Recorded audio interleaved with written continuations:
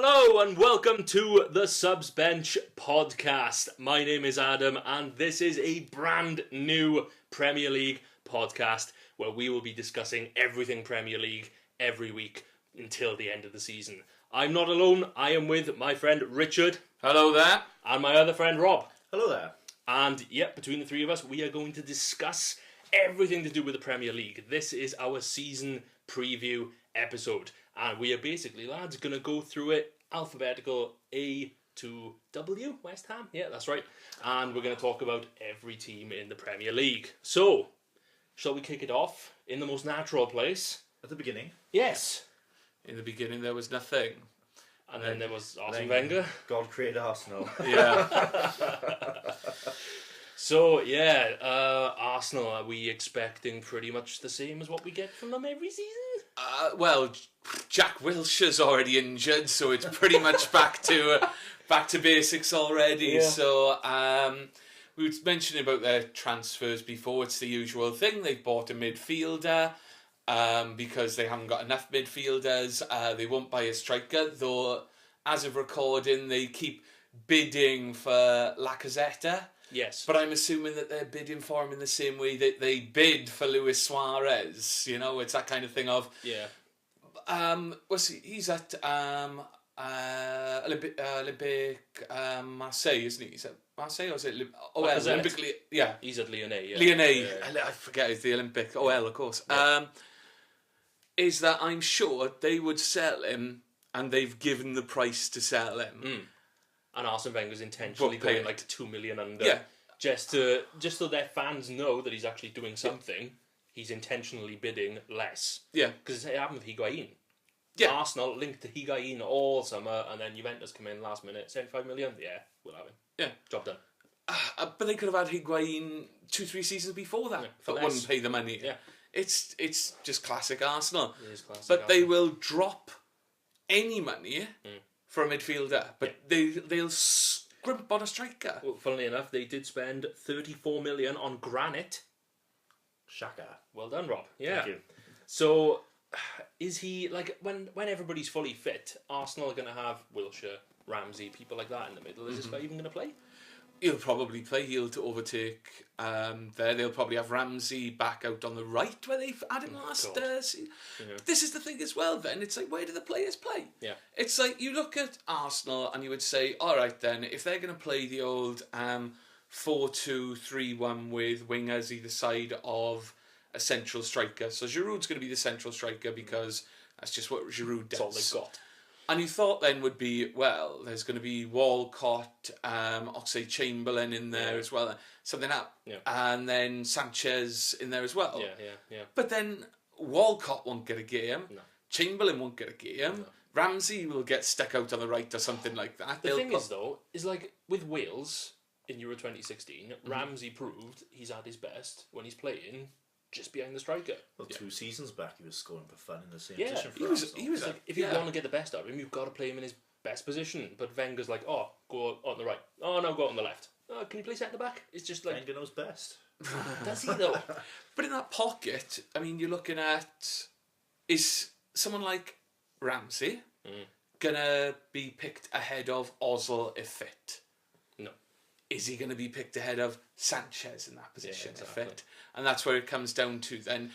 They have got an over-inflated, oversaturated midfield market.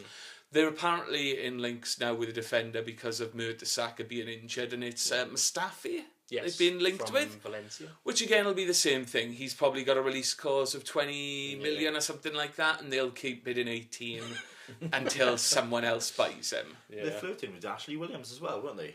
They're for on the weekend. years. They talk about... We'll bring up Ashley Williams when we get to Everton, funnily enough. But we've got to move on because we've got to get to everybody. Yeah. Yep. And next up, alphabetically, is Bournemouth. Bournemouth. Yes. Big spenders so far. Yeah, spent 15 million on Jordan Ibe? Ibe. Yeah. Is that too much? It's... Rob, you were going to say, sorry. I think it's a bad move for Jordan, to be honest with you. Yeah. Yeah, I mean, would you go to Bournemouth? Well, From Liverpool? he will... Well, that's one way to look at it, but I look at it as he will play regularly for a Premier League team. And even if Bournemouth don't have a good season, which I don't think they will personally, he can still stand out and secure a big move next season. Because he's not the only big money that he spent from Liverpool. Brad Smith as well. Who is Brad Smith? Couldn't tell you. I saw that on the news last week. I was like, it was like Bournemouth. He's not. Bournemouth have signed Brad Liverpool Friedel. left No, back. no, no. You're Who's thinking the- of Brad Jones. Brad Jones, Who? the darkest hair ever. Funnily enough, Yeah. do you know what happened to Brad Jones? He went to Holland last year. I think it was for PSV, and he became the best goalkeeper in the league. Did he? He's like, you know when Neo goes to the Matrix and he's like superhuman? Yeah. Holland is Brad Jones' The Matrix. The Dutch league's all over the place, Yeah. though. But it's bizarre. He became like one of the best keepers in the league, and now he's signed for a different Dutch club, I think. But There is no spoon. But anyway, yeah, Brad Smith. I don't know who he is, but Bournemouth signed him from Liverpool for £6 million. it's British players. British players are always going to have an inflated side He's of not it. British. But with Jordan, he's Australian. Jordan Eby, sorry, Yes, IB, yeah. he is always going to be more. You can always add pretty much double of what he was. Player like that, Yeah. if he was pretty much anywhere else, French, Algerian, something like that, you'd be getting him for half the price. But because it's British player going to It's English, from isn't it? English to It's English, specifically English. yeah. Yeah, it's overpriced market. It's the same price Alan Shearer cost. I know there's It's a long- inflation. I know yeah. about that, but still, it's bizarre when you think of it like that. 20 years ago now. I know, but I thought that was bizarre. But then the thing is, they've signed him and they've signed Lewis Cook from Leeds. And- Dirty Leeds. Dirty Leeds, yeah. But they're going for wingers. Obviously, they sold Matt Ritchie to Newcastle for $12 million. Surprised by that. It's a really good move for Newcastle to have got him.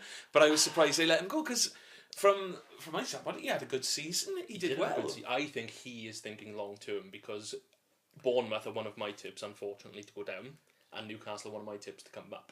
So you think this time next year he'll have paid off? He's thinking sacrifice one season to have a long term future at the top, which Bournemouth is smart. have let go of like 14 players. If I know my maths is awful. Okay. I mean, But some of them actually for money. A lot of them have been released. So you got Tommy Elphick went to Villa. Yeah. Richie to Newcastle, we just mentioned, and Lee Tomlin to Distan was Bristol. released as well. Yeah. Distan released. I'm not sure if any of these are actually first team players, but that's a lot of people just let off the squad list. you usually get that, I'd say, championship downwards where you'll get last day of the season, pretty much a week later, all right, here's 15 players that we've released, they're gone. Yeah. And that's it. Newport County did it last year, 13 players. Yeah. Yeah. So they'll always have a purging fire, for a lack of a better term. The thing that will help Bournemouth this year is two players coming back who spent last year mostly injured that'll be like new signings. One was a big money man from last summer, was Tyrone Mears. Oh yeah, the right back. Yeah, He's back now. He's a big deal apparently. Yeah, yeah. he's I back. forgot about him. So he's going to be like a new sign. And Callum Wilson. Callum Wilson, the first 6 weeks of the season last Fourth year. league. He was unbelievable. Like Yeah. I looking at it purely from a fantasy football side of it as well. Then yes, because I yes. love my fantasy football, Yeah. he was the budget striker of choice, and then he went down injured, and that's They both had the same injury, didn't they? Which was crucial. and that Yeah, was it. That was long-term. just there's the season gone. That's a good point. I forgot about those two because Bournemouth obviously stayed up quite comfortably without those two. Yeah, it So wasn't a you've got- struggle. So you've got those two coming back, and then you've got EB coming in as well. Yeah. It's just pace and it's attacking prowess. So I think they've got a lot more to it than What we others. didn't do, to briefly go back, we were talking about Arsenal. I want a final position Fourth. for Arsenal. Just throwing me saying fourth. Because it's always fourth. Yeah. Fourth. It was second last year. Fourth. Because Tottenham screwed themselves over. Hey, Tottenham. So fourth, Rob, for Arsenal? Yes, Yeah, fourth. fourth. Bournemouth. You're not going to give me specific numbers because eventually we'll have two teams in the same position, but give me a rough area for Relegation zone. Bournemouth. You think down? Yeah. You going down? I'm going to say staying up 15, 16th. Yeah, I was thinking that. Like, skin of their teeth, staying up. But keeping down the bottom end of the table, we're going to move on next to Burnley. They only spent £1.1 million. Yeah, this I summer. had a quick look at their signings. They've signed about 5 or 6 players, and they've all come from 4, 5 or 6 players. Yeah. And they've all come from the lower leagues, like Charlton, MK Dons. It's like, to me, it doesn't look like they're planning to stay up. They're banking on the team that got them up and to kind of like Yeah, but consolidate. that's the exact same thing they did 2 seasons ago. They came up, they went back down, and now they come up again with pretty much the exact same team. But without Joey Barton. No, he's gone to Rangers now, isn't he? I don't think that's a big loss, personally. Oh, he's one of my favourite players at Newcastle. over the last 10 years. I don't think he's Premiership class anymore, No, personally. I tell you who's going to get a run there. He was it was disappointed for him because he missed out on the Premier League. Well, last time Burnley was up was Vokes. Sam Vokes. Sam Vokes gets a shot at the Premier League. Quarter-final goal scorer. Exactly, yeah. But yeah, last time they were in the Premier League, he missed the entire season for it. So now he'll be looking for a good run at it this year. And Danny Ings isn't there anymore, and he was the last time, so Vokes might be number 1. Yeah, he might very well come in and done that. God, Danny Ings, is he still a football player? I think he's fit and playing for Liverpool. I think he is. Training for Liverpool. Training, yeah, that's the key word there. So yeah, Bournemouth at the moment, it's a good old club. Maybe their plan is that they are just a what did I say? Bournemouth. Sorry, Burnley. Yeah. Sorry. Yeah. Are they one of these teams though that's happy to sort of be in that West Brom position from a few years back, where they just go up, come down? Yo-yo. Go up, I was come going to down. say Birmingham. Build their money up, get loads of money, parachute payments, promotion payments, build their money up, and then in like 5 years' time, they just chuck all the money at it and then try and stay up. I think Burnley, like a lot of teams at the moment in this, they're not doing big business, and we'll notice this with a lot of teams. Yeah. While there's some big money being spent by some of the teams, there's a lot of teams where they have not got into the market yet. Burnley's one of them. There's a couple of others as well we'll go through as well, of course, as we go on. Yep. I mean, well, actually, you can see when they're West Brom, who's there? West Brom, You know, we'll get on to West Brom. You know what I mean? It's there's enough players, there's enough teams in there at the moment where they haven't had the big revamp, same as the thing is, all right, Hull, something like that. But you do get teams, I've noticed this, when the transfer window comes to a close, like literally the last 2 or 3 days, they just sign like 7 or 8 players in the last 2 or 3 days, so it's all still to play for. But what I will say with Burnley, I noticed this, guess who's back in the Premier League? Burnley? Yes. And one of their goalkeepers, Paul Robinson. Paul Robinson. Paul. Is that where he is these days? Second choice. I can't remember. The last time I remember him playing was he went to Yeah. Blackburn, yeah. I think That he's was the last time I saw 58 him. now or something. Yeah. He's back in the Premier League. So, position... I would probably say they'll have a couple of moments this season because Turf Moor make noise. They'll beat Man United at Turf Moor. Because they always do. Once. No, but Man United always lose to a newly promoted team. No, not once. Every season they do it. Yeah. Anyway, but no, I'm saying probably 17th, 18th probably. I would say down like 2 weeks before the end of the season, but they'll put a good account of themselves. Yeah. Rob? Yeah, I can't see much different from Rich really. I think they will go down. They'll through magic moments, but that'll be about it. So we're only 3 teams in, and you've got 2 of your relegation picks already. Yep. Bloody hell. Okay, well hopefully the next ones aren't in your relegation picks, because that is Chelsea. Oh, Chelsea. Now, obviously, the big thing with Chelsea, the first thing that comes to mind for me anyway, is the new manager, Antonio Conte. Yeah. With all the new managers in the league, he's kind of been forgotten about a little bit with all the jazz hands in Manchester, if you know what I mean. I think I was impressed with him in the Euros. He's a very sort of reactive manager. He's not like, I'm picking this team, I'm picking this formation, that's it for the 90 minutes. This will work. He will literally change this, change that on the fly, constant change formations, change players, change tactics. So I think he's going to be a good addition to the Premiership, personally. Well, they've taken, Kante and Batshuayi is so far there. Yes. Yeah. 65 million for both of them. Yeah, Kante is the one for me. He was, like, statistically one of the best players in the league last year. Yeah. I think he had, like, the most tackles, the most interceptions. And if Conte is going to play the 2 holding midfielders, and you've got Kante and Matic, if you've got those 2, it's like impenetrable. It's like you've got a brick wall in front of your brick wall defence. I thought they would have added defensively this year just because we're talking ages of players. I thought that, what do you got? Ivanovic had one of his worst seasons ever last year. Put him straight in my fantasy team at the start of the year, did nothing. But yeah, he's usually a guarantee. Usually he's a clean sheet scoring defender. Scores goals, yeah. That's why I put him in. But you've got Cahill, who's kind of, is he on the way down? You got John Terry, who's a wanker. But yeah, you would imagine that they would have gone, all right, central defenders, who is at the moment, you know. And window isn't over yet. but Chelsea have only spent 60 million, so you know, I can see them spending another 200 million easily. There's some strong rumours going around that Costa will be out the door this window. They haven't got an abundance of strikers though. I know they've signed Batshuayi, like we said, but I don't think he's... Well, the other big rumour then is them getting Lukaku back for 60 million plus, up to 75 possibly. I've heard that rumour. I think that would be a strange move. Or to go back to him. Yeah. Do you think it's too much money for him? 22-year-old striker, Premiership proven, but kind of... It is too much, but it's also the market at the moment. Yeah. It's if Pogba is worth 100 million, then Lukaku 60, 70 million sounds about right. Yeah. So is there really market value? Yeah. Anyway, if you know what I mean. But he's a goal scorer. He's a young goal scorer who's proven to score goals in the Premiership. Yeah. So in this day and age, that is 60 million. Yeah. Quid's worth. Those are the numbers we're talking. So Chelsea, do we think that they're going to get back in the top four around those areas? What are we thinking? I'd be surprised if they weren't back in the top four. Just because it can't happen twice with them. Right. They're not going to have the same kind of dressing room revolt that happened last year. No.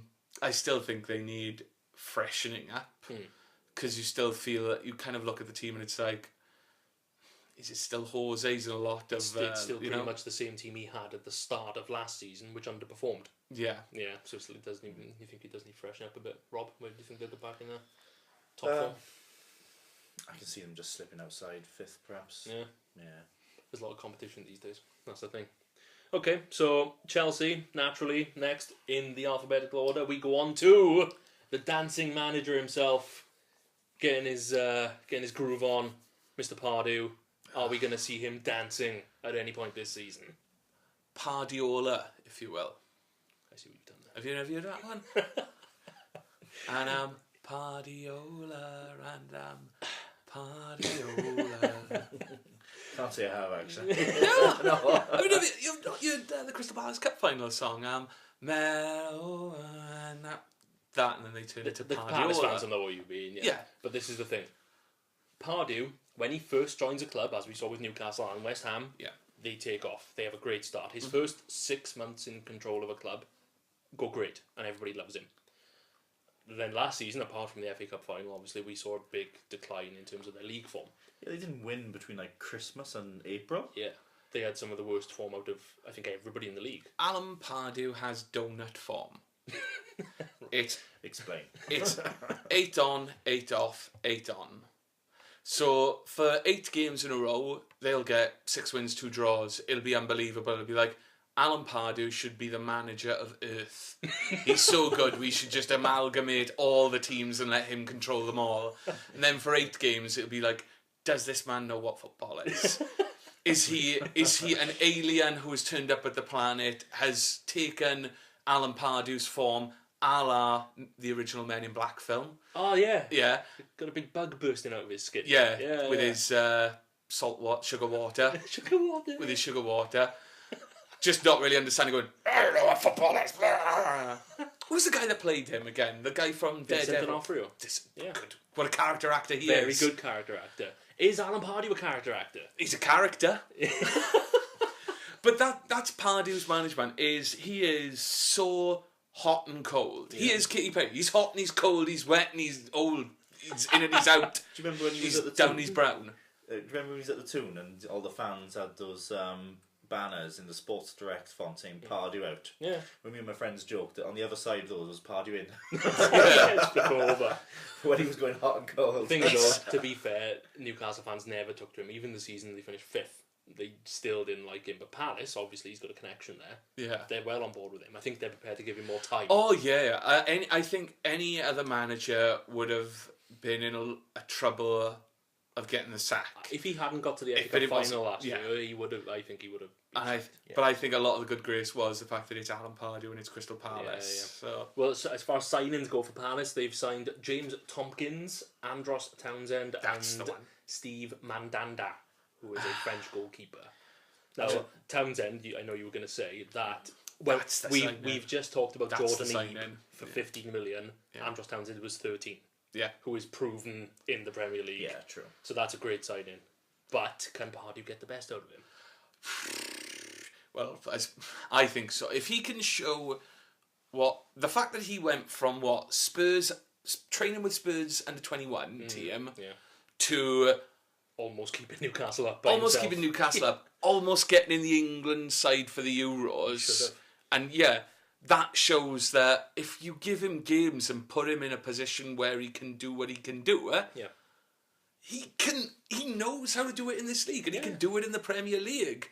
Now, of course, being under Alan Pardew, he's only going to do it 8 times out of 16. He's only going to do it half the time. Yeah. But yeah, I think that's a really, really good signing, to be honest. It's a good signing, and in terms of the money, obviously, I think it was a bit stupid of Newcastle to put a 13 million release clause in there. Yeah.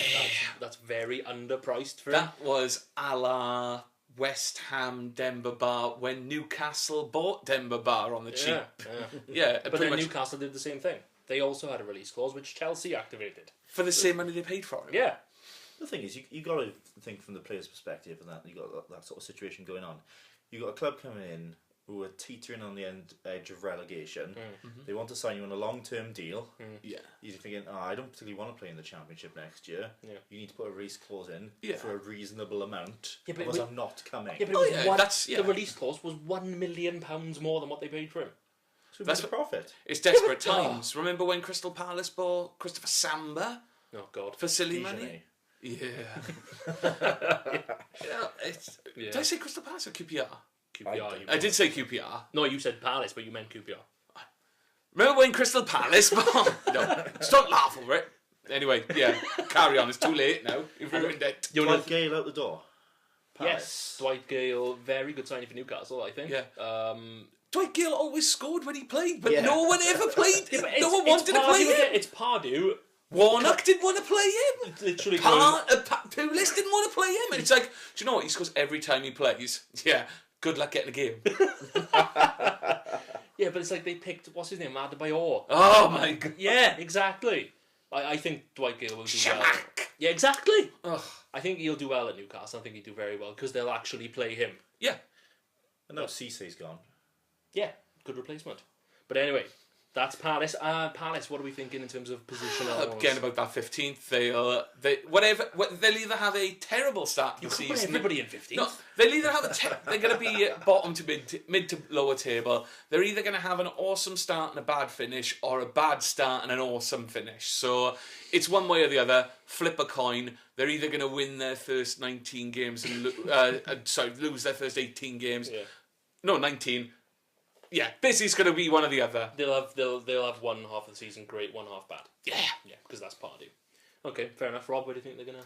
I think they're going to go mid-table, potentially 12. I think you're gonna say down again. I think you'd have like Yeah. 6 teams They're going down. also in the relegation zone. Chelsea, Bournemouth, Burnley, all down. Anyone out the top 4?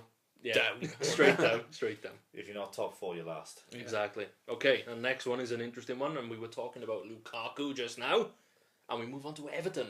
But the big thing again, similar to Chelsea, the first thing that comes to mind is the new manager. Koeman. Yes. Very, very impressive at Southampton. Basically transformed them into an awesome team. Well, Pochettino, I think had something to do with that one. Though to be fair, he did have to rebuild again because this is a Southampton way. Yeah. The best players go out the door. Yeah. But Koeman, I think he made Southampton a team that nobody wanted to play against. It's like nobody looked forward to playing Southampton because you're going to get a tough game every time you play them. I think people didn't notice how well Southampton did because of how well Leicester did. Yeah. Exactly. If it had been a season where Leicester hadn't done what Leicester done, Southampton would have been team of the season and Koeman would have been talked about manager of the year kind of thing. Yeah. But they have brought in a player who I'm a big fan of. When I heard the signing, I was like, bang, Nathan Redmond. Oh, Southampton we're talking about, right? Yeah, Right. big fan. Oh, sorry for Everton. that. Oops. Sorry, I thought. Everton. Sorry, I thought I was getting into the Southampton. I was in confused you. Southampton mode I then. confused Yeah. you by mentioning Sorry. Southampton, yeah. We'll go back to Yeah, that. there's spoilers there for when we talk about Southampton. But no, Everton, I think Coleman is an excellent choice. I think he's going to take them further than Martinez did. They haven't spent big money yet. They just signed Idrissa Gueye from Villa. He another release clause. He had a 7.1 million release clause. Interesting fact, Kante, who we were talking about at Chelsea, is the only player who had more tackles and more interceptions than Gueye last year. And he was playing in fucking Villa. Yeah. So this guy's obviously got something about him. I guess, yeah, the way they wouldn't have got him, but I'll reserve judgment. It's not something that's going to get my rocks off of going, ooh, No. Everton, No. Champions League. No, ooh. but this is the thing though. Has Coleman, from what I could gather, Coleman went to Everton because they said, come to us, we'll give you loads of money. Yeah. They haven't, They haven't spent anything. They haven't spent big money yet, No. but are we expecting them to? Well, I think they got to revamp. If they end up losing someone like Lukaku and John Stones, Well, that's like, what, 115 million just for Yeah. the two of them? then they got to bring in someone else. Yeah. Now, the rumour that has been going around, and Rob, I know you've got interest in this one, is the stuff that's been on the back of South Wales Evening Post. Ah, yes. That famous local rap. Yeah. Ashley Williams, yeah. What are we Yeah. thinking? Well, we'll probably talk about it again when we get to Swansea. But Yeah, he we will. is the heart and soul of that Swansea team. I think with him in the Everton squad, would he go in as captain? Well, who is the captain at the moment? You'd be looking at Leighton Baines, Jagielka. I think. I mean, But that's another thing. I think If he could you've come- got Ashley Williams and Jagielka at the back, you're losing a lot of pace there. yeah. Good, both very good centre backs, but both Usually, the wrong side of 30. yeah, one would want a paceman next to them. Yeah. Because, we saw in the Euros what happens when you get two slow centre-backs when it was Wales versus Russia. Oh Is God, the yeah. Pace Torn to pace shreds. wins. Yeah, every time. But, I mean, Ashley Williams would be a good signing for Everton. I think they need to do more. I don't know, I look at it, I mean, you could still say, do you know what, they got Barkley there and things like that, but Barkley, I feel, has stalled since the last World Cup. Yeah. Like, I know he got injured and then he came back. He had flashes of it last year without ever doing it, like, consistently. Yeah. Like, I'd say he did something, like, noticeable match-winning. Yeah. 1 out of 3, 1 out of 4 games. He's not going to reach his potential until he does it every week. That's the thing. You need to be at least half in that. If he's doing it at least every other game, he needs to be doing it at Everton. You know. Yeah. So what are we thinking in terms of finishing position? Do you reckon Coleman's going to take him up a couple of spots? 7th. Yeah, 7, 8. I was going to say something. Like Yeah. that. No higher. 7th, 8th. Yeah. I think they could squeeze into sort of 6th. No. I've got that much faith in Coleman. I think he's that good, personally. He's going to need money. He's going to need to spend a lot of money between now and the end of and in January, of course. But I think he's that good a manager. With the signings they've made so far, I can't see them finish any higher than 7, 8. Okay, funny enough. Now and we come to my very first absolute guaranteed relegation pick, personally. Okay. Because we're talking about Hull City. My God, what a mess! What is going wrong there at the moment? So they got no manager, yeah. No manager. They want Chris Coleman, but the Wales. FAW won't let him speak to him. No. Or the other person I was being rumoured for at Bookie's favourite earlier today, as of recording, Gianfranco Zola. Yeah, Gianfranco Zola. Yeah. I was going to say Gianluca Vialli. That would be that would have been out left field, but Zola's left field. But that would have been just like it's sort of left field. You're literally in the sea. You're so outside. You're not even on land anymore. Yeah. But you're like, all right. Yeah, but it's the thing. It's not just the manager. They've only got 13 fit first team where's players. the players? They've got an owner who doesn't want to be there, wants to sell and leave. Yeah. And they're not offering any concessions to fans for tickets. There's literally no sort of renewal bonuses, nothing like that. I think you're being unfair, you guys, because they have signed Will Mannion from AFC Wimbledon on a compensation deal. Well, I was just in trousers. The season is saved. So we're looking top 4 then, yeah. Yeah. Third. I'm going third. This is the this is when I was talking about like teams not doing business. Burnley, I think have got less of an excuse because they've got foundations there. This Hull business is Burnley have an infrastructure. Yeah. They have a plan. Hull, like what's happening right now, what are we, 2 weeks before the season starts? 2 weeks, more like 10 days. 10 days. Yeah. What's happening now, I expect it to be happening in the summer. Yeah. Manager goes, the club wants to sell. It's 2 weeks before the season starts. They got It's no just manager. main territory, isn't it? Yeah, Yeah. this is like disaster season. This Yeah. is like, Luton Town in the Premier League. Like, I can see them having like a record breaking low finish. And the thing is, I think it's that bad. Worse There. than Derby County. Yeah. I honestly think it's that bad there. there's some players there who could do it. Like Tom Hiddleston's back in the league, Yeah. and he could do it. I mean, you've had, they still got Curtis Davis there, haven't they? Curtis Centre back. Davis, Michael Dawson. I think Dawson is one of the ones who's long term injured though. They've got a couple of good players yeah. there. But then you've got somebody like Mohamed Diame signing for Newcastle. It's like he is swapping Premier League football for Newcastle in the Championship because he doesn't want to be at that club anymore. So, again, something's gone really wrong, Really toxically wrong. Yeah. And yeah, this isn't like a couple of years ago. There was a big thing where Pulis left Palace like the week before the season started. Do you remember that one? Yeah, but that's This is worse. This is than worse. because at least then it's like, all right, we've got everything in place and the manager's gone. This is we've got nothing in place and the nothing. manager's gone. got no manager, hardly any players, and no anyone owner who wants to be there. It's a good club. They've got a good infrastructure Yeah. there.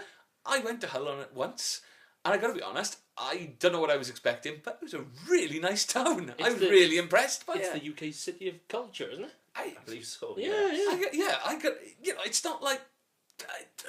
They've got. They deserve structure. better. Yes, Let's say that. They deserve better. Yes, but They at least deserve a shot at it. The thing is, a all good right, shot. I like Chris Coleman. I love him for Wales, and I think he did well when he was at Fulham. But I don't think he'd be the answer. I don't think him coming in would mean they'd have a good season. I think once he leaves Wales, he'll go to his level. I think club management is Championship. High Championship. Yeah, I mean, what's some of the jobs where he's failed at? Oh God, That- Coventry. Coventry. Went to a random That was Greek it. team. Yeah. Yeah, but he Pretty much the only job that have worked out for him, Fulham and Wales. Teams he's had affiliations with, which means the only other club he could manage is Swansea. Yeah, it's true. Yeah, but the thing is though, even if random shout, let's pretend Mourinho went into Hull right now. Mm-hmm. One of the best managers in the world. But then you've got an owner who wants to leave, so he's not going to give him any money to spend. Yeah, that's the problem. So you've got one of the best managers in the world. He wouldn't even be able to fix it. So for me, I think Hull are. I'm confident enough to say I think 20th. I think Just Hull are that rock bottom. Like a Derby style season yeah, from a couple I of years think back. unless something big happens, I can see them having a disastrous season. Yeah, probably. Which is a shame because last year I thought they would. I predicted they'd bounce straight back. I thought they'd go up as champions, but they went up through the playoffs. Yeah. And because I looked at them and I thought, do you know what? They were a Premier League team in the Championship, and I thought they'll waltz that league, get back into it, and be able to establish themselves again. But yeah, the wheels are off. Relegate. Yeah, and unless something's got to come in. They need a miracle. Yeah, it's Basically. a huge clean-up job. Yeah. It's not impossible, but it's improbable. Yeah, Rob. Speaking of improbable, Yeah, rock bottom. rock bottom. I completely No chance in hell. agree. And now we move on to something a bit more interesting, a bit more positive, because we're talking about the current Premier League champions, Leicester City. Are they going to do it again? No. Nope. No, not No, a no, fat chance. no. I mean, they lost 4-0 to PSG in the week, and their Yeah. arses literally handed to them. Yeah. Well, you can't really judge on pre-season form, but I think Kante is going to be a big loss for him. And don't forget, with the Champions League as well, and obviously the pressure of being the champions of the Premier League to try and maintain that and maintain the squad for the Champions League, they're going to be under the pressure. We harped on about Newcastle a few times. I'm sure they'll come up a few more times. Yeah. Look at when they played in UEFA League under Pardew a few years back. Shocking Premier League form. Oh, you've got to be prepared for European football. You've got to pre-plan and build your squad up, basically. The thing that worked with Leicester, and I'm going to steal something from Robert Baratheon, which he said, what's better, 5 or 1? It's like 5 fingers or 1 fist. And he said, 1 fist, 1 army behind 1 leader with 1 cause. And that's what Leicester were last. They were 1 team for 1 cause, the Premier League. Cups went out the window. It didn't matter about the cups. All that mattered is Premier League. That's what did. And it was one way of playing, 1 team behind that there. I don't think it can be done again because you've got to spread yourself. They're going to spread themselves too thin on this one because they're going to need. You can't have that same 11 players. Yeah. I mean, it won't be because one of their biggest players has gone, but you can't just say you 11, 12 guys are my guys for the year. It's like, no, you need 22 minimum. Well, saying that, you need two teams. One of the main reasons for Leicester's success was the fact that they had hardly any injuries last year. They pretty much had the same 11 week in, week out. Because they have, I read something on the BBC website, apparently their sort of fitness sports science team is one of the best in the league. And they've got like specialist treatments for injuries and stuff. Yeah. And their players come back quicker from like hamstring strains, stuff like that, than other teams do. Well, they're going to have to work overtime to make sure that they're keeping with these added games. Well, they've lost Kante, he's a big loss. Apparently Mahrez, the rumours with him don't stop. Yeah, he's one of these ones who's always going to be linked with Arsenal, isn't it? Again, and again, he's Premier probably Leagues. Available for 30. Arsenal keep bidding 28. if he goes as well as Kante, they can struggle. But again, who did they replace him with? I know it was good that they kept Vardy. I know they picked up the guy from CSKA Moscow, wasn't it? Ahmed Musa. That's it. That transfer has gone completely under the radar because he's a striker who they paid 15 million for. They're the champions, and everybody just kind of went, whatevs. There we go. But he's played in the Champions League. He's scored in the Champions League. I think I'm almost certain he scored against Man United in the Champions League at one point. Last season he had 17 goals in 40 games across all competitions. It's not bad. Yeah, He's got pace. He's young. He's fast. Yeah. He'll complement Vardy nicely. Mind you, they've got a very so-and-so record with strikers. I mean, they've had Vardy, yeah.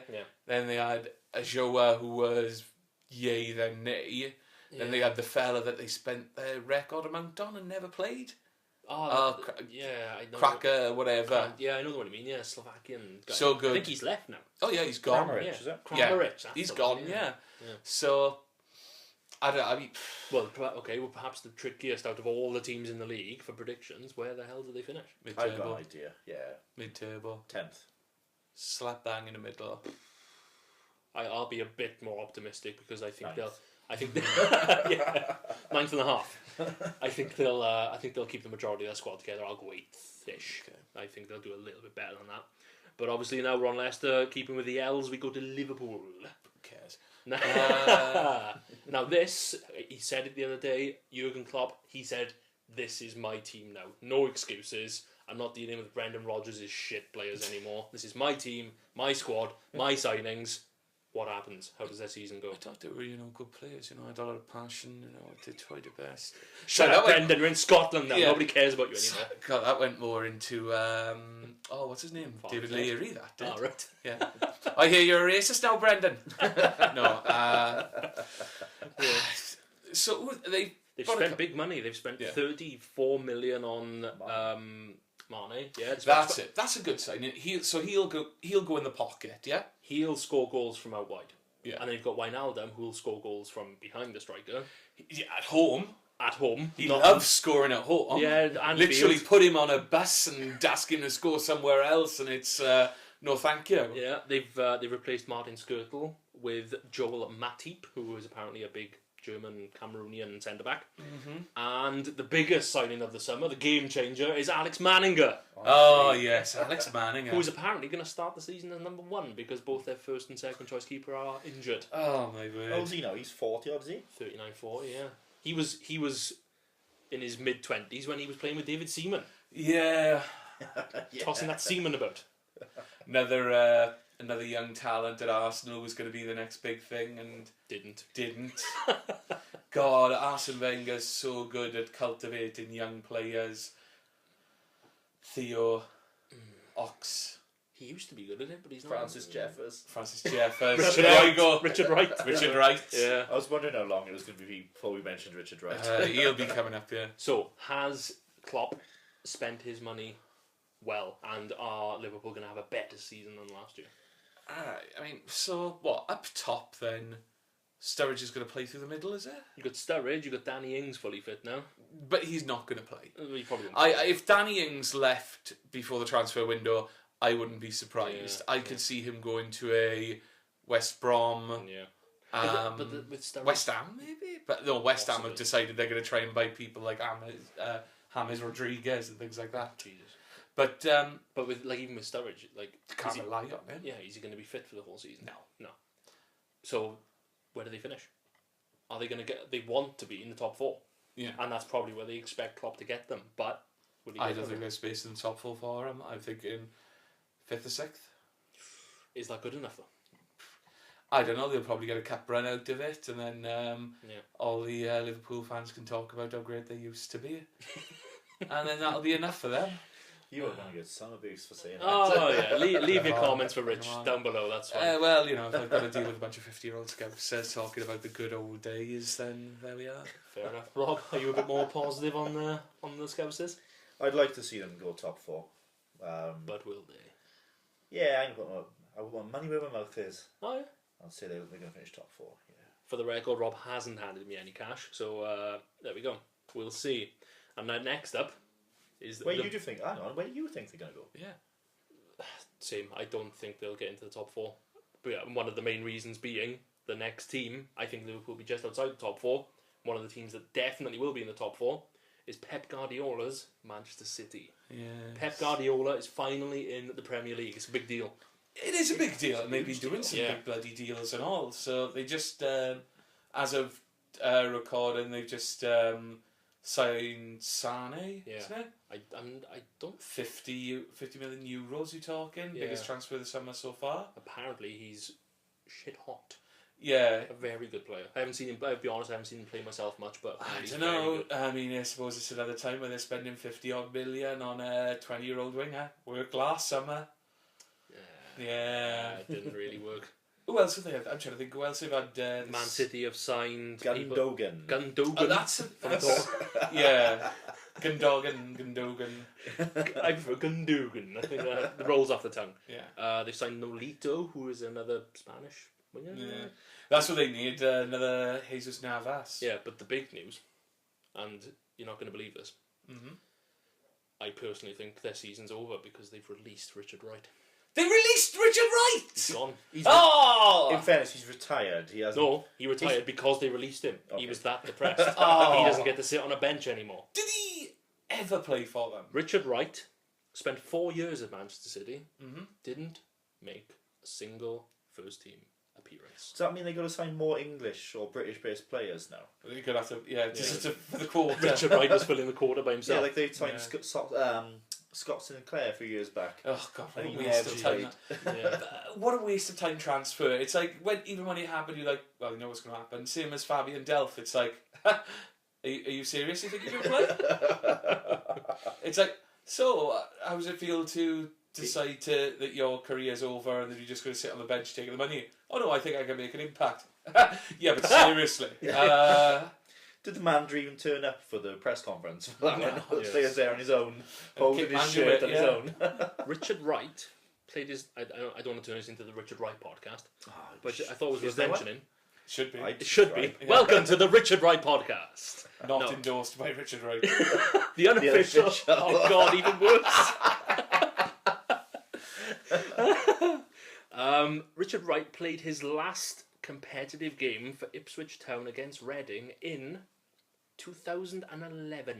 So the last 5 years of his career, Benched. At Man City, apparently he was on $7,000 a week.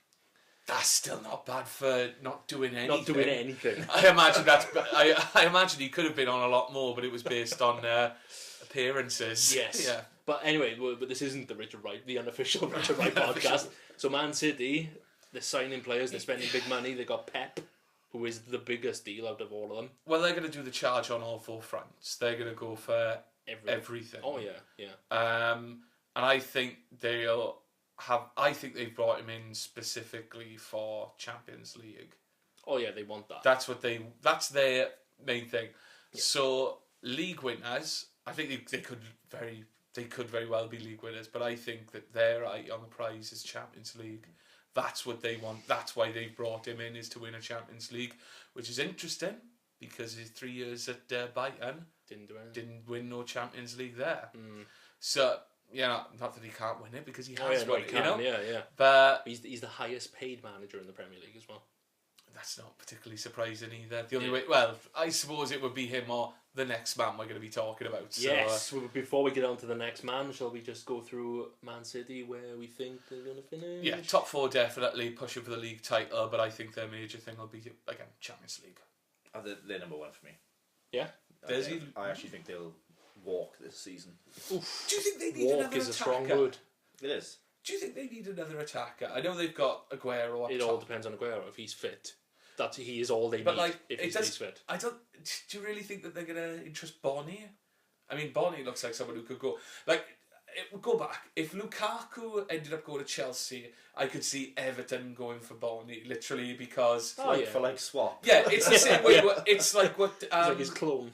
it's like what Swansea used to do. Swansea had a real fetish for, we need a big black striker up top.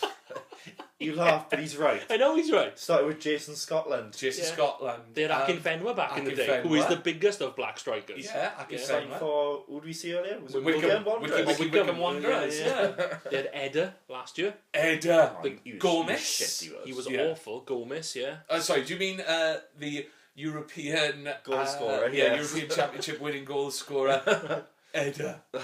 Going back to your original point, Yeah. the thing is, like you say, they've got Boney backing up Aguero. If those two stay fit, I think that's enough personally. But I agree with Rob. I wouldn't say, I'm not going to say first, I'm not going to say guaranteed, but I think top three. I'll go as far as say top three. Yeah. So I think they'll have a much better season than they did last year. And then naturally, of course, and we come on to next, which is Jose himself. Now we're talking. Manchester United. And Man United have basically gone for the Hollywood pre-season because they've got one of the best managers in the world, Jose Mourinho. One of the best strikers in the world, Zlatan Ibrahimovic. They're basically going for the big signings. But is it going to make a difference? Well, as of yet, the biggest signing is yet to be confirmed. yet to be the confirmed. blockbuster. Yeah, exactly. They're doing all the Hollywood things. I've got to be... As probably might have noted by the way I've had to go at other clubs, I'm a Man United fan. Yes. I've got to be honest, I've never been a big Zlatan guy. Zlatan is... His record is unreal. I don't like him as a person. He seems like a right cock. But his record... Yeah. Speaks for itself. Yeah, his He's record is crazy. He's not... He's arrogant, not cocky. He's not someone who kind of gives a wink or anything like that. No. He thinks he's The Rock. He thinks he's the best person in but the world. But he's Roman Reigns. He's... he's... not really, of course. But I don't know. I think I'm sure I'll like him once he starts. I mean, he had his first game in Gothenburg on Saturday against Galatasaray pre-season. Scores a ridiculous goal in 4 minutes, which was he scored. Just happens to score with a scuffed bicycle kick from 15 yards out. You know, as is. But he will play and he will score goals. Yeah, there's no doubt about that in my mind. But I don't think he'll play the full season because he is 35, 36. Which is why then you've got. I like the fact that they've turned around and said Rooney now isn't play. This is the thing. This is what I think is interesting because Mourinho is a 4-2-3-1 guy. He has been for the last 5 years. So he's only going to play one up top, and he's got the choices of Ibrahimovic. He has said Rooney is now a striker. Yeah. Young lad Rashford and Martial. Well, in the pre-season game, we started up top with Rooney, Ibrahimovic, Martial, and I've got to be honest. He played 4-3-3, did he? He went the three that way with those two either side of Ibrahimovic. Oh, right, okay. And I've got to be honest, that'll do. Oh, yeah, that's Do you think Premier League-wise, those three up front, on song, they take out at least 75% of the defences? Oh, God. Like that. That's terrifying. And the fact that you can bring Rashford off the bench. Yeah. Which just terrorises you even more.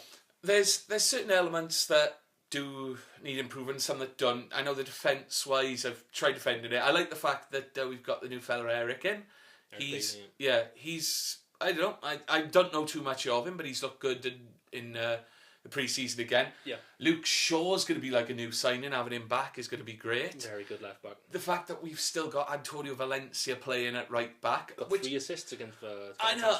The thing is, I can see him that Mourinho would actually like him because he likes the bombing wing backs. Well, based off... So I can see he'll go, man, I've got someone who could put a winger delivery in here. Yeah. even though he hasn't got a defender's tackle in him, really, you know. Well, somebody else who is apparently going to be relied on to put the assists in is Mkhitaryan. From Dortmund. He had one of the highest assists in Europe last year. He was the highest in the Bundesliga with assists. But this is the thing, right? He is a very good attacking midfielder. If you've got him, Rooney, Martial, and Ibrahimovic in your starting 11, you're gonna score goals. You're gonna score a lot of goals. Yeah, and that was Man United's problem last year. Well, yeah, I'm thinking, are we going to suddenly go full Kevin Keegan and literally go, we're going to score more goals than you? That's what it feels like. He doesn't seem to be concentrating on the defence as much. He seems to be concentrating on get forward, score goals. Because I know the Jose Mourinho myth is that he's very defensive minded, but you look at some of his teams. He's had teams who've scored goals. He's had teams who've blown people away. Even with his last, like his original Chelsea title winning team, blew teams away those first 2 years. Even his last Chelsea winning team, the first half of that season, they were hammering people. Then suddenly he kind of got a bit more pragmatic and went, do you know what, let's just close this out.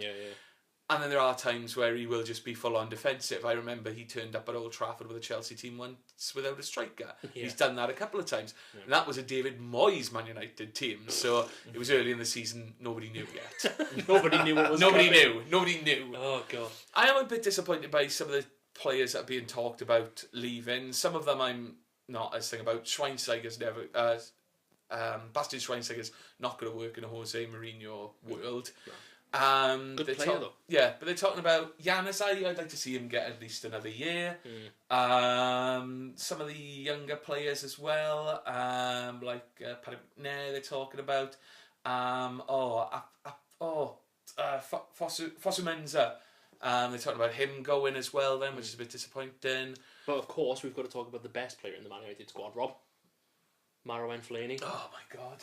Automatic starting 11. I mean, the fact best player on the pitch. The fact that David Moyes has already come out and said, I'd have him. I'm like, take him. Take him. How much do you want for him? I just don't want him. Just get rid of him. We won't talk about Marouane, but Rob, I will ask the question: is £100 million too much for one man? Is enough for any man. For Paul Pogba, you could buy Swansea City for the same price. Swansea aren't going to win your league. No. I think it'd be a bit weird if Man United bought Swans. I think there'd be some kind of conflict of interest. But I personally think it is the way football's going. I'm not surprised by it, but I think it's way too much. I mean, Rich, you mentioned the attack and force they put out against Galatasaray the other day. That sounds plenty. Where you could invest $100 million in a on defense, the back four. Where it's actually needed. I think you put him in, and I don't know. I feel like before that, I feel like the tree lights up. Then, if you know what I mean, it's kind of like that thing of you've got the decorations on the tree, but it's like bang. Now it's complete. You know, now we're done. Can you imagine the four of them playing together?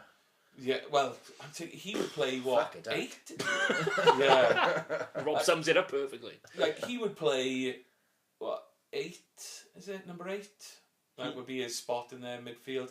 Like he wouldn't be as deep as a 6. Pogba is a box to box player. He's like a Roy Keane, but Frencher. Yeah, and less angry. Well, I suppose a Less Patrick Irish. Vieira. Then. Yeah. He's like a Vieira, Roy Keane type. I think it would literally be like that. Would be just the icing on the cake. Yeah. Let's assume they are going to sign him because it looks everything's pointing in that direction. Does a Man United team with Paul Pogba in it finish in the top 4? Because they haven't done it for a couple of years now. Of course they do. Yeah.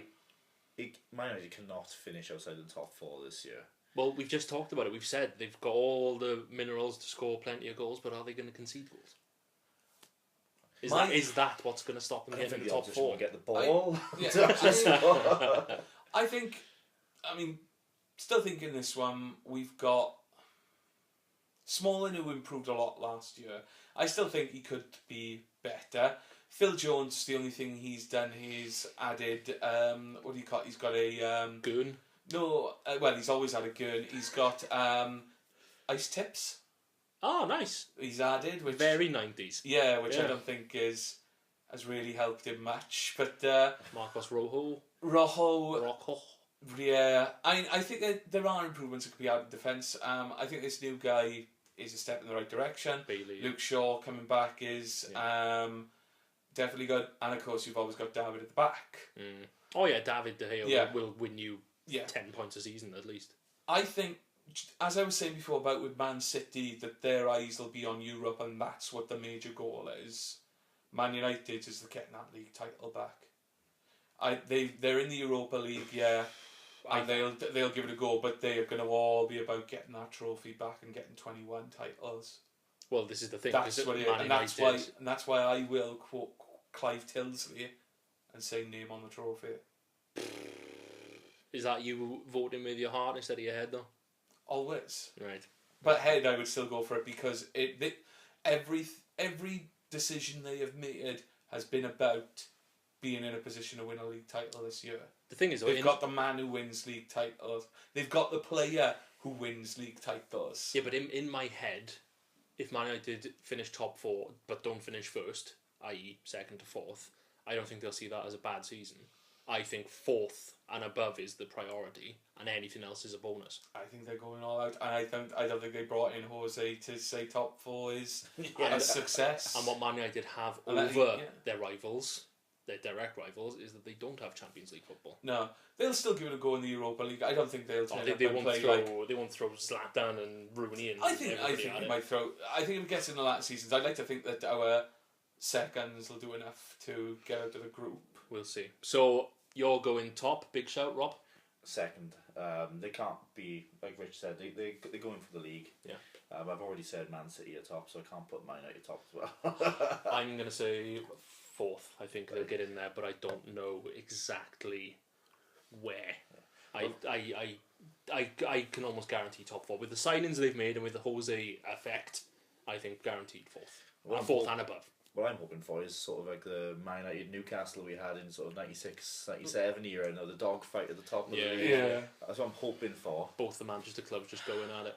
And you know that Jose will want to fucking stick it up Pep Guardiola's ass. I mean, if they win the league title over Man City, like in a close call like that one, Jose Mourinho on the open top bus ride will go, do you know what, let's make a diversion. He'll go around the Etihad. just to kind of he'll go to Guardiola's house. It's a gated community. Ram it! Yeah. But you know what, as I said, that's what United needs at the moment. It needs someone with it needs some swagger in there, because we've not had the swagger. I agree. And because I love a segue, and because we spoke about David De Gea earlier, Man United released Victor Valdez. Yeah. And he signed for the next club, Middlesbrough. Borough. Yes, Middlesbrough back in the Premier League after a long hiatus. I thought they would have been back before now. They should have been. I thought they would have been. They did it by getting a man that we've spoken about privately before. That sounds weird saying it that way. The man that all championship teams buy to score goals for, but now he'll actually get a goal in the Premiership. Jordan Rhodes. Yeah. He's every championship side wanted him. Yeah. And now he finally gets his chance in the Premier League. He always moved championship clubs for 9 million. Him and Ross McCormack, wasn't it? I'm surprised that Jordan Rhodes hasn't moved to a championship club this summer. How haven't Newcastle bought him? Because they've signed 2 other strikers. But you know what I mean? It's like, Newcastle are the money guys in the championship. You've got to go and buy Jordan Rhodes. That's what you do. You go into the championship, you buy Jordan Rhodes. Yeah. And Ross McCormack. Yeah. Can you imagine them both up top? In the championship. The championship would just literally just crumble under their might. It's like having Zlatan and Aguero up front in the championship. It'd be too much. Yeah, exactly. It'd be gluttonous. Exactly. But they've signed, obviously Borough have signed Victor Valdez, they've signed Brad Guzan as well from Villa, so they've got 2 goalkeepers there with good experience. Question, who's 1, who's 2? I do not know. I don't have the manager's number. As an opinion. So you're picking a team. You're there going, right, I've got to pick the team for... I don't know why everyone now is my bad Brendan Rodgers, David O'Leary. Right, I've got to play these, I've got to pick these between these 2 keepers. I've got to go for Brad, but he's got a lot of character. The manager's Spanish. Do a Spanish accent at least. No. Can you do a Spanish accent?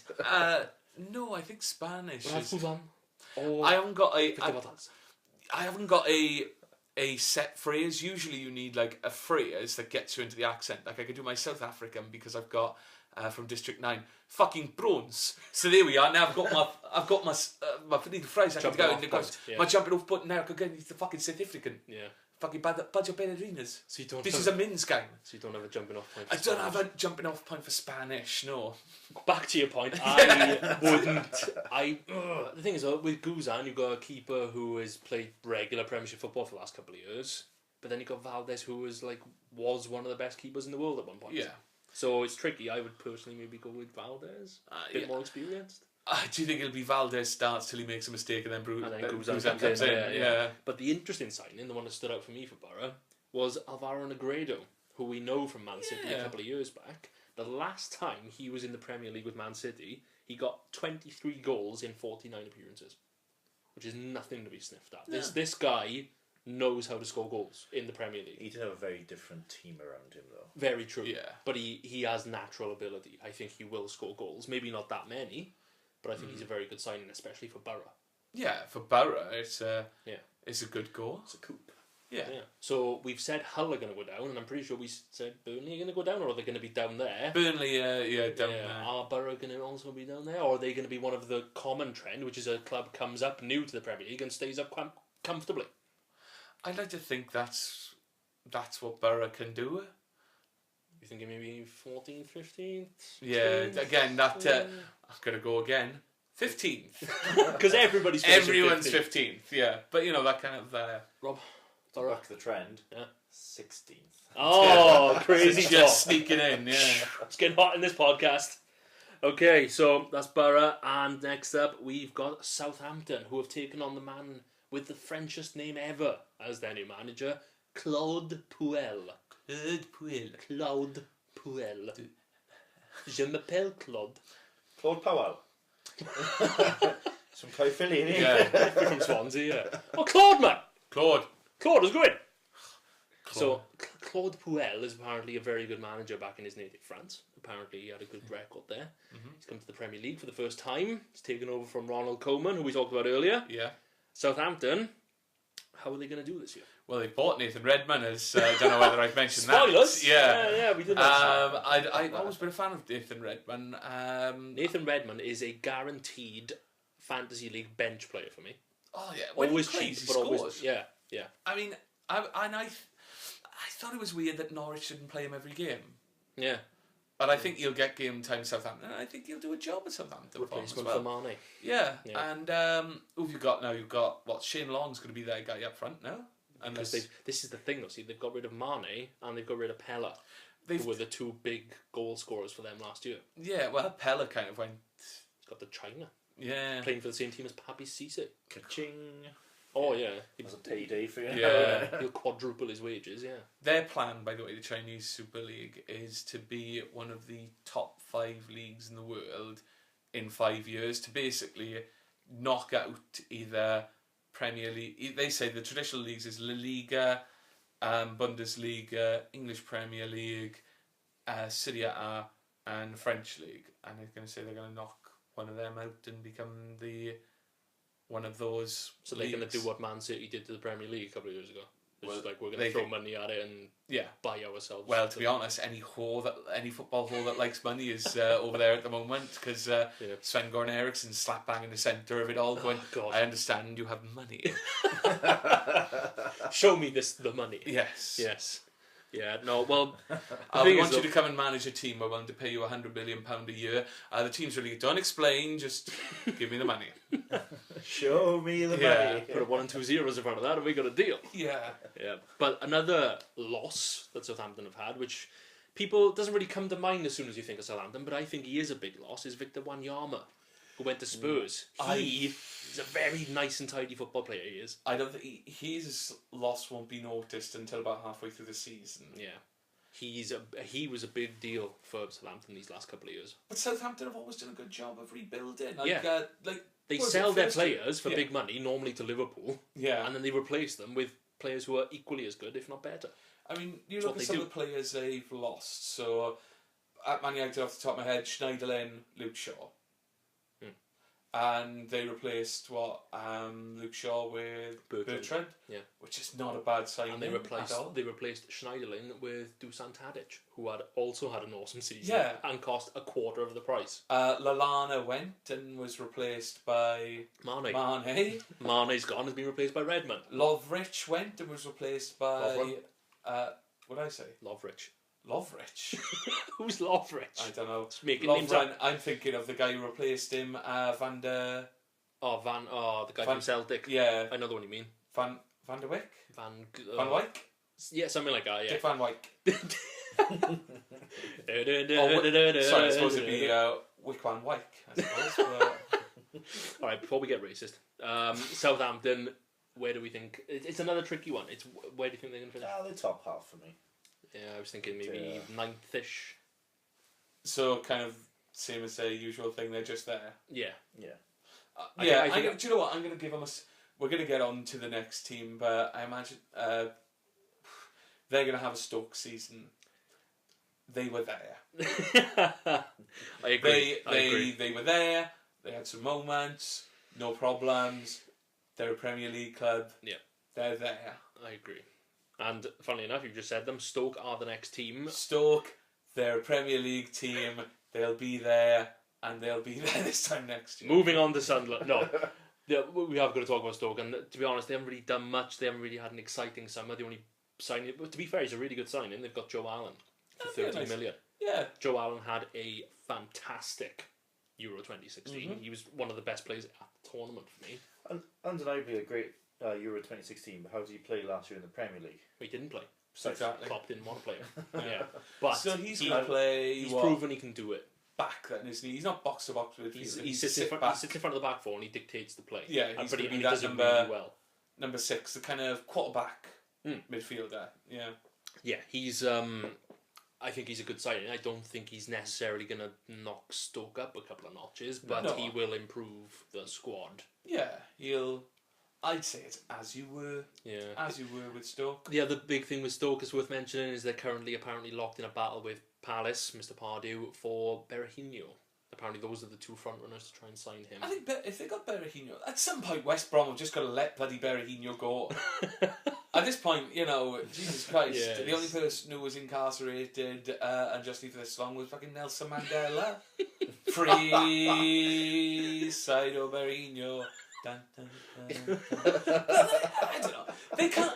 They've already shafted themselves out of money. Yeah? West Brom. They could have had it sold it for 25 last year, but they were like, no, we're going to sell him for $1 billion. Yeah, it was Newcastle. Yeah, Newcastle bid 25 million for a guy who they weren't even playing at the time. Yeah, and they went no, and now it's like. No. We'll take 15 or nothing. It's like, so what? In a couple of years, then you'll just be like, yeah. That 2 million. Yeah. But it's like at some point he's not doing it for you. I think let him go. Stoke get him. I can see him probably getting 10 to 15 goals. Yeah. Which for Stoke, having a 10 to 15 goal a season striker, I know they've got Mama Biram Juf. He's not a. He's not. Goaler. He's a nice player, and he can have some moments, but he's not someone you can rely on. I think Stoke need Berahino because their current options are Mambriam Diouf and Peter Crouch, who isn't going to score many goals for you anymore. No, not anymore. So I think they need him.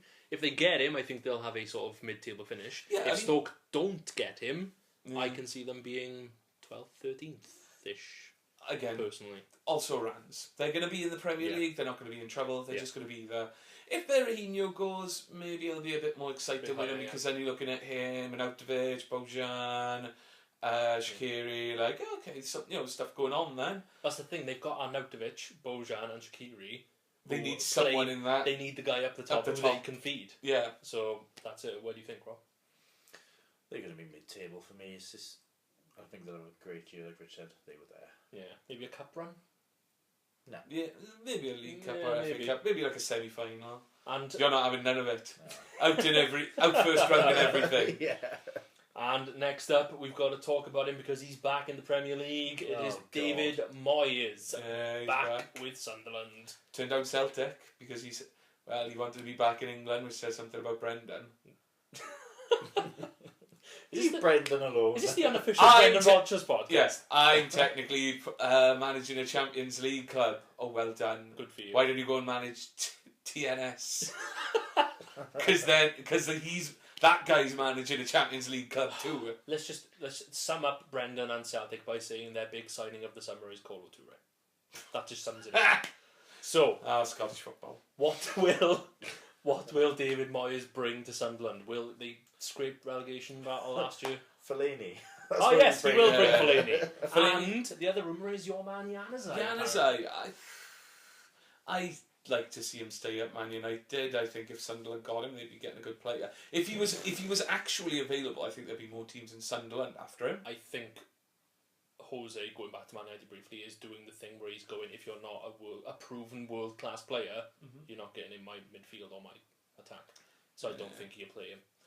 But, I don't know, I'm assuming Sunderland will be just about staying in the league as well, doing nothing of interest. Yeah.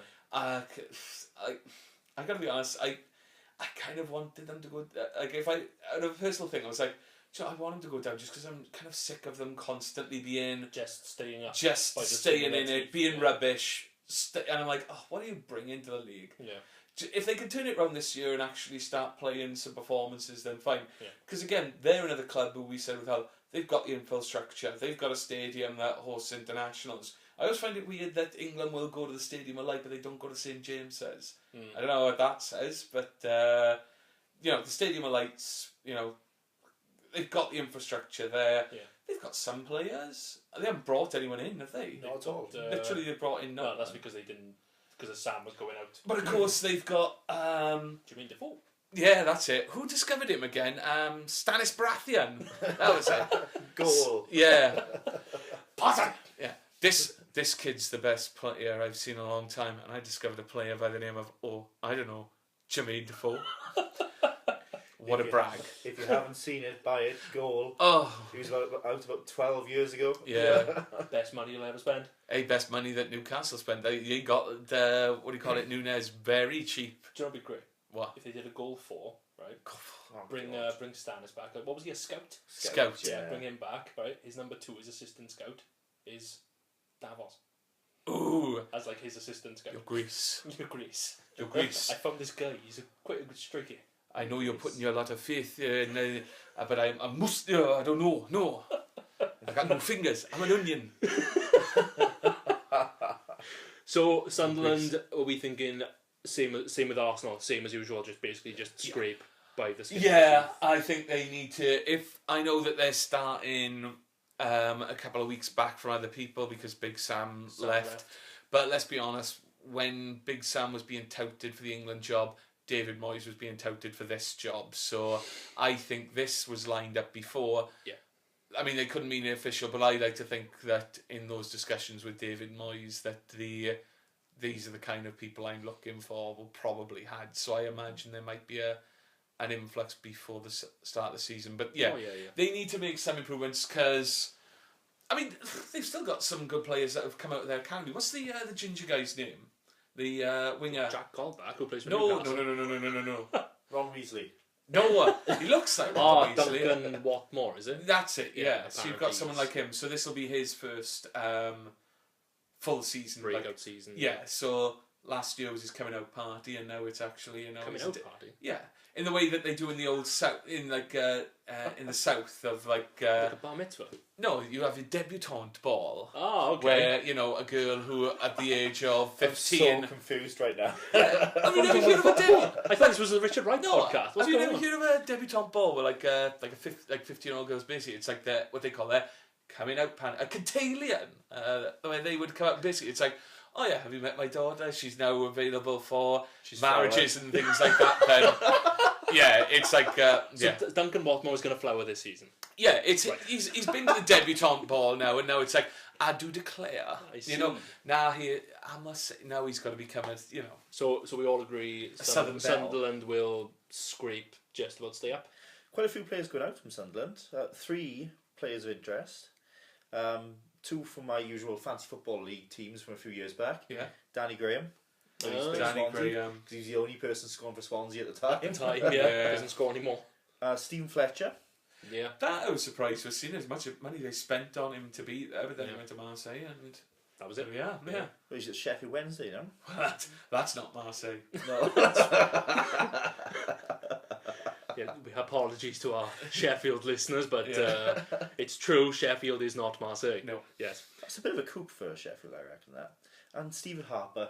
The Treacherous bastard. Bastard. But still, one of my favourite players. Yeah. I don't think people can call traitor when you release the player. Yeah. It's like, well, we don't want to anymore. Fine, I've got to go make a living. These guys will pay me. How dare you? How dare you feed your family? Yeah. Like, I never understand people who, we sold him from the club, we made money off it, but he's got to honour my wills as a fan. Why is he not thinking of me when we were happy to sell him and I wanted him out of the club? Yeah. Where's his loyalty to me? Right, we've talked about Sunderland way too long. Yeah. And next up is... I don't think we actually talked about Sunderland much. I don't really want to. But anyway, next up is the team that is our most local team. You can actually see the stadium from where we are right now. Swansea City. On the telly, is it? Yeah, but... yeah, we're about If you go outside, you can see them. Yeah, we're about 10 minutes away from the... From the our local team, they've got these new American owners who are talking a big deal, like they're going to, turn us into the next Man City, but... All talk, no trousers. Not really happening yet. I'm genuinely worried for Swansea this year. Ooh. I think they could be teetering on the edge of going down. Not especially teetering. Teetering. Oh, God. Well, there was a worry that last year kind of felt like a worry. Then they had a run of 3 games where it was 3 big games, and it was like around 30 games into the season where they were playing Norwich. They were playing basically the 3 teams at the bottom. It was like they need to get 3 wins there. If they do, they stay up. Yeah. If not, and then they beat Arsenal the week before that run started. All the pressure. And then suddenly they got the wins they needed, and suddenly after those 4 games they'd gone to 39 points, and it was like, okay, things are fine. But the biggest positive they've had so far is Gylfi Sigurdsson signed a contract. Yeah. Biggest negative is who's starting up front. Yeah. Well, Gomez was shit hot at the beginning of last season when he was teaming up with Ayew. And then at the end of the season, he was nothing cold for the next 33 games. Yeah. But and now he's on loan somewhere else. He never seemed to want to play for the Swans. No. He never wanted to be there. I think he was trying to get the old Boney effect and come in, get noticed by Man City or something, get a big paycheck. He didn't. But Ayew who's had a good pre-season, being scouted by West Ham. Apparently West Ham want to pay 20 million for him. Not bad for play they had for the thing is, though, right, like you're saying, who plays up front, I don't think he does play up front. No, he's not like an out-and-out striker. No, he tends to sort of go behind the floats. And I only noticed this earlier, actually. They got rid of that Italian striker who they had last year, Palosci. Yes, he's gone. He came in and then now he's gone back to Italy. Yeah. So I don't think they have... Edda's gone as well. Palosci, Gomez... They don't have, at this moment, obviously, naturally, you expect them to sign somebody between now and the end of... Danny Graham probably on Probably Danny Graham. But they need a 20-goal-a-season striker. They don't come cheap. No. But they always seem to find them. They found them with Boney. Yeah. But how long does your luck keep going? Yeah, that's it. I mean, I agree with Rob. I really hope they don't get relegated, but I am concerned. I mean, if it turns out, we mentioned it before, we talked about the positive it would be if Everton had Ashley Williams. The negative for Swansea to lose Ashley Williams. Yeah. Ashley Williams goes, that's the ball game there. Pack it up, they're going down. If Swansea sell him and don't get a striker who can score 20 goals, they will be down there. Yeah. They will, as the perfect word, like Rob said, was teetering. They will be right down there. Yeah. Unfortunately. There's the possibility that it could get really sad really quick, if you know what I mean, of like, man, this bright, exciting team that came up. Yeah. So, and then, just kind of like, are they just going to die out like a supernova? Well, he did sign a new centre-back, Van der Horn, or however you pronounce it, from Ajax. Yeah. He might be able to fill it. Young. They do have Jordi Amat and Fernandez still there. This is Swansea's policy, though. They go out and they sign these players who you've never heard of from random leagues, and they hope that they adapt to the Premiership. Some of them do really well, but some of them don't. And if Like they Moreno, he adapted well. if they get a situation where the players don't adapt and they sell Ashley Williams and they don't get a good striker, so do we all agree with the teetering? Yeah, I think it's going to be a struggle of a season. They might very well do the same as last year, which is, though it might be a bit closer, maybe it'll be like game 36, game 37. Yeah, where they could even be a last day. Yeah. They clean their safety. Okay, well, let's hope for the best for the Swans, because next up it's the team who finished third last year and they should have finished second. It's Tottenham Hotspur. Spurs. Where do Spurs finish this year? Because now, for the first time in a while, they've got the Champions League football back. They're not in the Europa League for a change. The thing is, so far the players they've got so they got Wanyama. They've signed Wanyama and they've also signed Vincent Janssen. And this is the great thing: it's buying Dutch players, because it is so sink or swim, especially with strikers. You can have Van Nistelrooy. Van Nistelrooy, or who's the fella for Borough Alvarez? Alfonso Alvarez. Do you remember him? Is he Dutch? I thought he was Brazilian. He came from the Dutch league though. He played he scored like more goals than he'd played games or something ridiculous. He came in for 12 and did nothing. Yeah. So you always got that thing. And if you look last year, the two big players that came in from the Dutch league, you had Wijnaldum, who did all right for Newcastle. Then you had Memphis, who came in on the big reputation, free kick specialist, no free kick scored. I completely forgot about Memphis. That he was I completely forgot he existed. That he was there. Yeah, I didn't even bring him up with my idea because I forgot he existed. Yeah. But what I noticed with Janssen, this is very interesting actually. I know we're talking about Dutch players hit and miss, but Janssen last year, 27 goals in 34 league games. You see these figures from Dutch players though. That's you see these players. And it could mean that it's literally a flip of the coin when it comes to Dutch players. I would.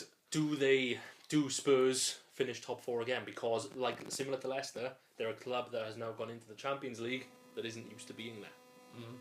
I think they can push for it. I think they'll probably end up pushing Arsenal till the very end, and then Arsenal do their thing of trudging over, getting fourth. Falling over the line on their face.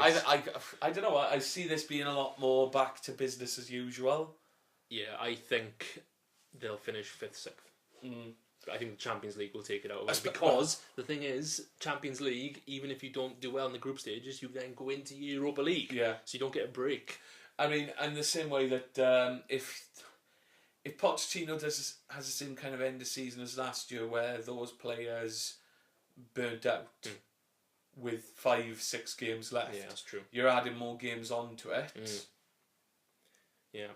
And I know they don't have to do the hardest thing in football, which is a footballer to have to play a game on Thursday and Sunday, which is ridiculous because they can play Wednesday, Saturday, but not Thursday, Sunday. No, God no. That's impossible. Don't be silly. That is beyond possibility.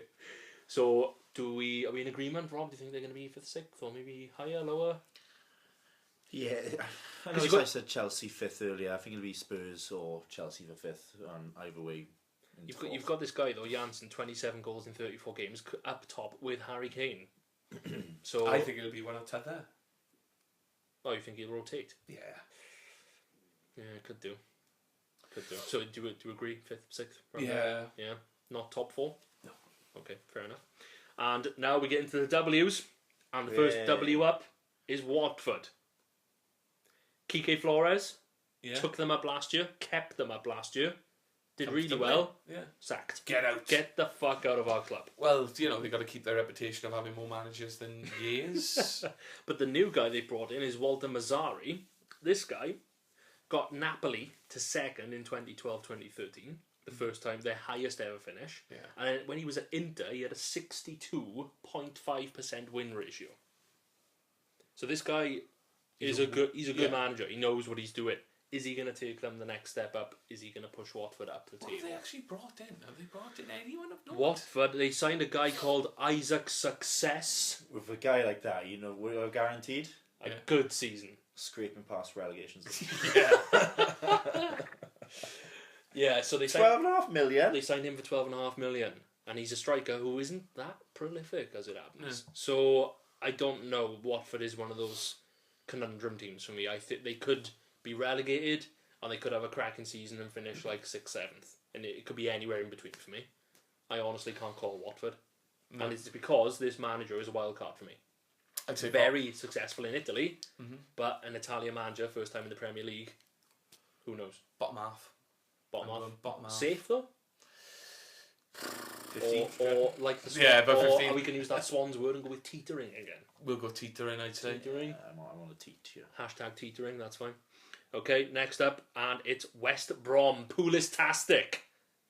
Oh, I was going to say teetering until you said Pulis. And I'm like, Tony Pulis doesn't get you teetering. he doesn't get you relegated. He gets you safe. He does. He's the Sam Allardyce of Welshmen. Not What? He's the Welsh Sam Allardyce, I know what I meant. yeah. Everybody knows what I meant. So they are being linked with Sacco, isn't it, from West Ham? But from what I can gather, they're doing the Nelson Mandela thing with Berahino, where they're not letting him go. But when they do eventually let him go, they're going to bring in Sacco to replace him. So they've already got the guy lined up. Yeah. Yeah. Let him go! And the only signing they've got actually confirmed on the books is Matt Phillips, who they signed from QPR. Winger, decent winger. Yeah. That's it. But that's a very Pulis signing of like, who can do a job?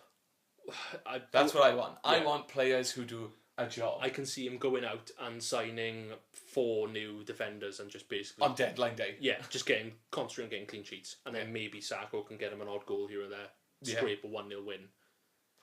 Yeah, I think they may very well be the worst team. Like they'll be nothing to watch. For me, West Brom would be a team who I would guarantee relegate if Pulis wasn't in charge. Because he's in charge, they will be 12th to 16th.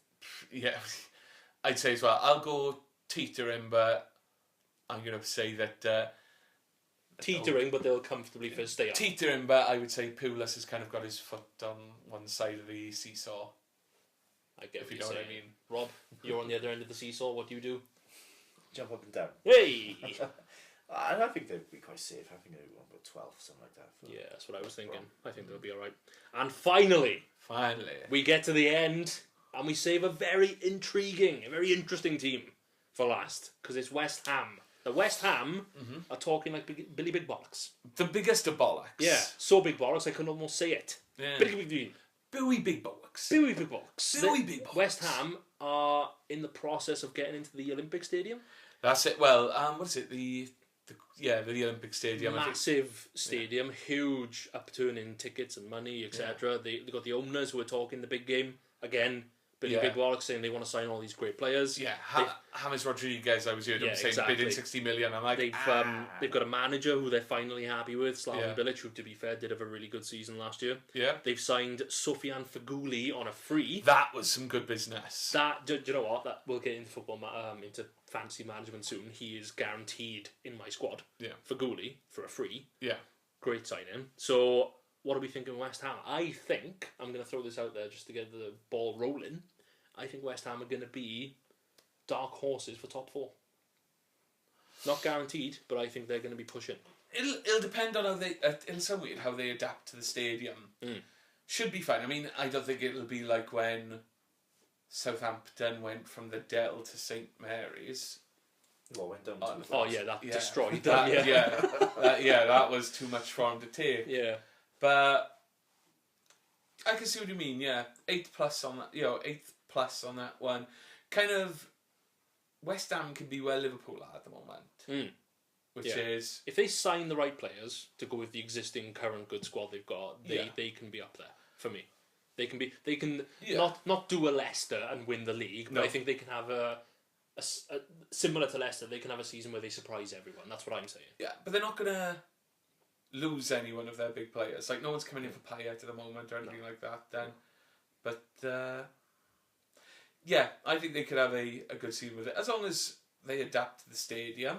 I think there'll probably be some grumbles about it because it'll be so far away from the pitch. Because anyone who watched the anniversary games, They got the running track. It's so far away. Yeah. Well, I think they do reconfigure it and things like that, and I'm sure it won't be as bad because remember with the Etihad that had a running track around it. Yeah, and funnily enough, you mentioned the Dell, which was the closest pitch to stadium ratio ever. Yeah, 6-inch depth in the net. Yeah, the fans were pretty much on the pitch.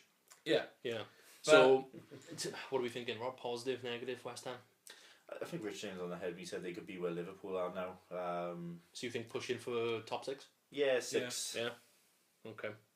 There'll be a team they'll cause trouble for the quote unquote top 4 teams or the top teams, and they'll get a couple of scalps, but they'll turn around and they'll lose to a West Brom or a Burnley out of nowhere, and you're like, how'd that result happen? And suddenly that'll happen 3-4 times in a season, and that'll make the difference between the teams at the top who get the results when they need them and should get them. It's not managing expectation, but it's meeting expectations. It's having the ability to change your mentality from a mid-table club to a European challenger. And have they got the ability to do that? Exactly. I think they do. You two a bit more negative, but same ballpark. Different, not negative. Negative! Anyway, so Conservative. to finish up, I'll put you both on the spot. Oh, good. Individually. Rich, your top 4. Go. First, second, third, fourth. In order. United, Man City, Chelsea, Arsenal. Rob? Man City, Man United, Arsenal, and one of 3 in 4th. You've got to pick one. You've got to pick one on the spot. Liverpool. Oh, he's got him scraping in there. I will go Man City, Chelsea. I like Conte a lot. Man United 3rd, and Arsenal 4th because Arsenal are 4th. Arsenal are 4th. That's just what happens. So and then put you on the spot again. Relegated. The 3 relegated 3 going teams? So do we say Burnley? Yeah. Hull. Yeah. Don't give me no teeterings. Give me a name. Swans. Ooh, he's gone for it. You prick. I don't feel happy about it, but I just don't feel confident. That's fine. I was going to go 2 of the same Rich with Hull and Burnley or Bournemouth for my... Do you know what? That's exactly what I was going to say. I think Hull are going to be rock bottom by a mile. Yeah. I think Burnley will be down there because they seem to be happy to be relegated. And harsh. Yeah, and Bournemouth, I think they'll have second season syndrome, and I think they will unfortunately fall down there. That's fine. So anyway, that is it. That is our season preview for our brand new The Subs Bench podcast. And I promise you every episode won't be this long, because what we will do is basically react to the Premier League action that happens every weekend. And we will finish every episode, as we are going to do now, with a bet. So, finally, I will finish with a bet for the 3 of us. Whoever wins this bet will get 3 points on the next episode, which will come after the opening weekend of the Premier League. Whoever gets the most points at the end of the season will win a completed World Cup 2014 sticker album. Dun, dun, dun. I was hoping for some moves there, but fine, whatever. Hola. Woo! There we go. That's fine. Could it be exchanged for some sort of money reward? How much are they going for on eBay? Like, it could be worth something. Yeah, it could be worth something. Yeah. We haven't won it yet. He's talking about selling it. Alright. Right. So, the first bet, the first question, to decide who gets 3 points after the opening weekend of the Premier League in 2 weeks' time. How many goals will be scored in the opening weekend of the Premier League? Rich, you're up first. I'm going to go 35. Is that low? Well, it's It's only averaging... 10 games, mind. Yeah, it's averaging 3.5 goals a game.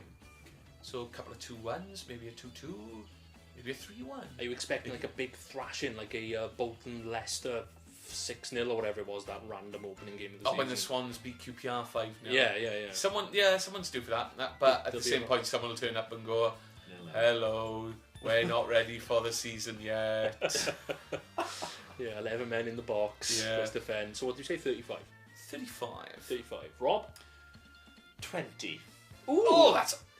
I'm It's a- topping a really shit opening that's weekend. awful. Is Tony Pulis going to manage everyone? Yes. Yeah. There will be some big results. I was pinning At least 2-3-0 games on the first weekend. Perhaps Ravanelli might come back and score a hat trick for someone. God, how white must his hair be now? Yeah. His hair was white when he was 20, for God's sake. That's why he used to hide it under his t-shirt when he scored. Exactly. He was ashamed. 20, yes. 20 for me. 20 for Rob, 35 for Rich. I had this number in my head all week. I'm splitting the difference. I've gone for 28. 28. Okay. So I'm right down the middle. I think there will be goals. I'm hoping there are. I'm not being as pessimistic as Rob is. Yeah. I'm hoping for big goals. I'm hoping for a cracking start to the Premier League season. I'm hoping for a cracking up one. Good follow-up. Yeah. Yes, so there we go. This is the Subs Bench podcast. We will be with you every week after every Premier League weekend, and we will discuss the action that has happened. We are on Twitter, we are on YouTube, this is on SoundCloud, we're everywhere. Get subscribing, listen to us, share, spread the word, all those other good words, and we will be with you after the first week. Goodbye. Ta-da.